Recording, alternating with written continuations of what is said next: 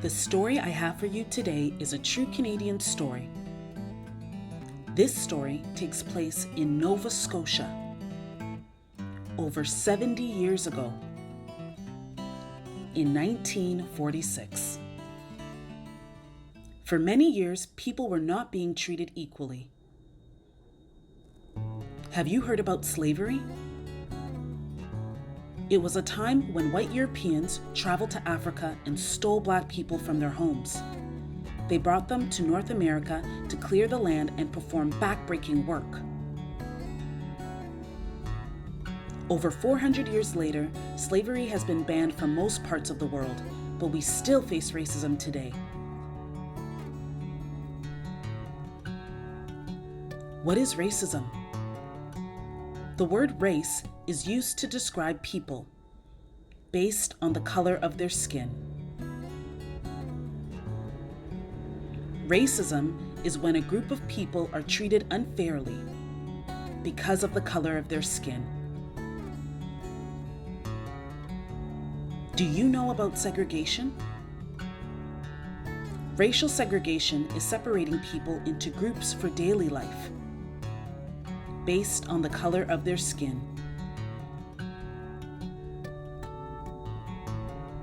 Like using separate washrooms, drinking from different water fountains, and attending different schools. Today, it is illegal in Canada to treat people differently or unfairly because of the color of their skin. This story is about a woman who stood up and reminded us all that no one has the right to make you feel bad or excluded. She shows us how we all play a role in creating a more peaceful world. Who is she, you ask? Viola Desmond. We will learn how Viola used her voice and her community to make positive change. And it all began in a movie theater.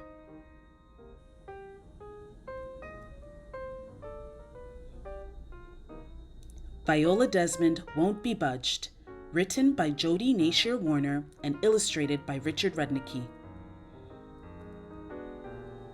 Viola Desmond was one brave woman. Now come on here, listen in close, and I'll tell you why.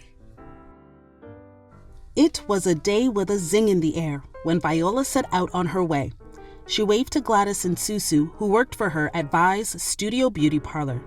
Then she stepped into her car and drove away.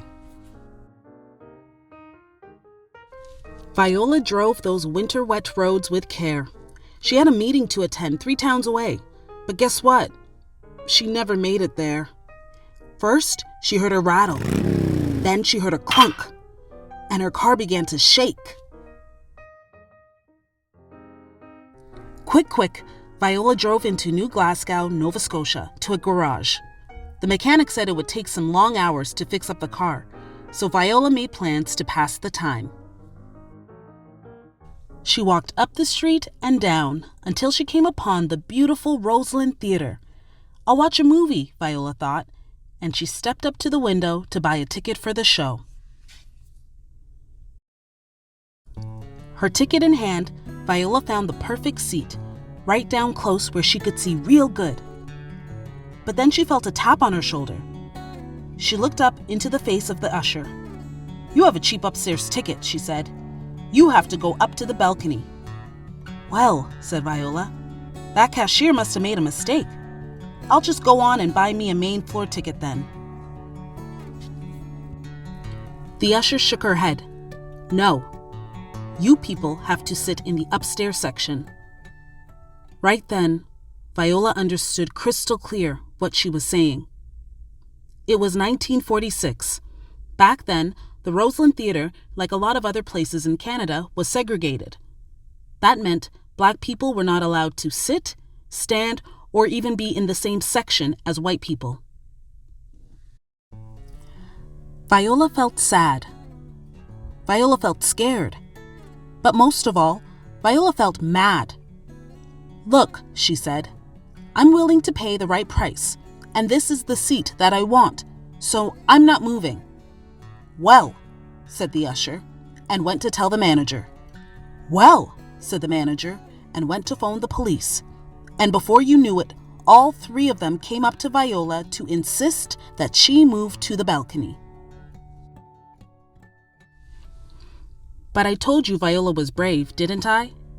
She wouldn't budge 1 inch because she knew the seating rule wasn't fair to black folks. It was just plain wrong. So the manager and the policeman dragged her out of the theater in a real rough way. They took Viola to jail. Can you believe it?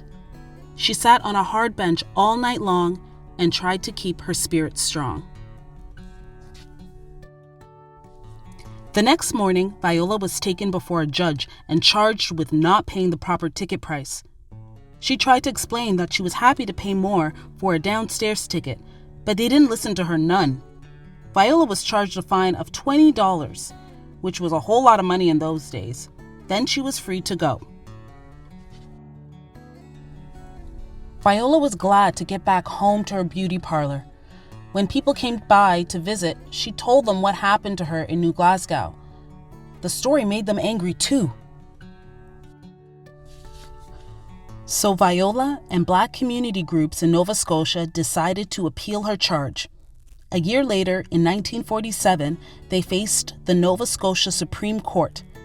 But the judges there sure didn't want to talk about racial segregation. They said Viola's case had been fair, and they canceled her appeal right there.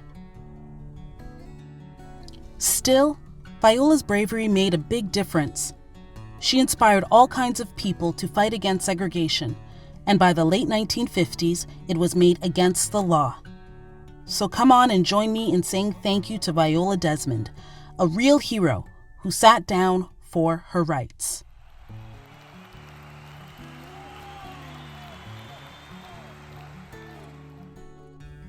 Thank you for reading with me today. Don't be a stranger. I'd love to hear from you. Let me know. Where is Viola brave in the story? Would you move to the balcony? When have you had to be brave? Find me on Twitter at Barbara_Yabuga. Be good to each other.